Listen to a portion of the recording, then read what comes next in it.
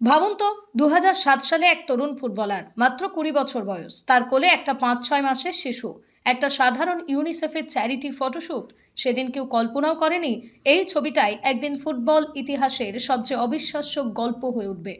19 বছর পরে বিশ্বকাপের ফাইনাল, একদিকে লিওনেল মেসি, অন্যদিকে সেই শিশুই ল্যামিন ইয়ামাল।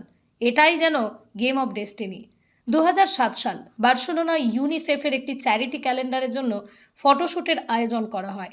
লটারির মাধ্যমে নির্বাচিত শিশুদের একজন ছিল মাত্র কয়েক মাসের ল্যামিন ইয়ামাল। সেই ফটোশ্যুটেই তরুণ লিওনেল মেসি তাকে কোলে নেন এবং একটা ছোট্ট প্লাস্টিকের টবে স্নান করানোর ছবিও তোলা হয়। তখন কি কেউ জানতো এই শিশুই একদিন বিশ্বের অন্যতম সেরা ফুটবলার হয়ে উঠবে? সময় গড়াতে থাকে, মেসি হয়ে ওঠেন ফুটবল ইতিহাসের অন্যতম সেরা কিংবদন্তি। অন্যদিকে ল্যামিন ইয়ামাল বড় হতে থাকেন বার্সেলোনার লা মাসিয়ায়। দুজনের পথ যেন একই ক্লাব থেকে শুরু, কিন্তু দুই ভিন্ন প্রজন্মের গল্প।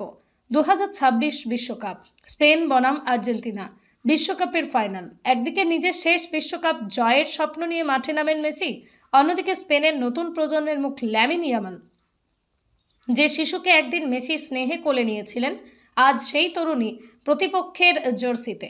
ফুটবল যেন নিজের গল্প নিজেই লিখল। স্পেন 1-0 ব্যবধানে জিতে দ্বিতীয়বারের মতো বিশ্ব চ্যাম্পিয়ন হয়, আর ইয়ামালদের প্রজন্ম নতুন যুগের সূচনা করে। জীবন কখন কোন গল্প লিখে দেয় কেউ জানে না। 2007 সালে একটা সাধারণ ছবি, 2026 সালে সেই ছবি হয়ে গেল ইতিহাসের প্রতীক। একদিন যে কিংবদন্তি একটি শিশুকে স্নেহে আগলে রেখেছিলেন, বহু বছর পর সেই শিশুই দাঁড়ালো তাঁর সবচেয়ে বড় মঞ্চের প্রতিপক্ষ হয়ে। এটাই ফুটবলের সৌন্দর্য, এটাই সময়ের খেলা, এটাই গেম অফ ডেস্টিনি।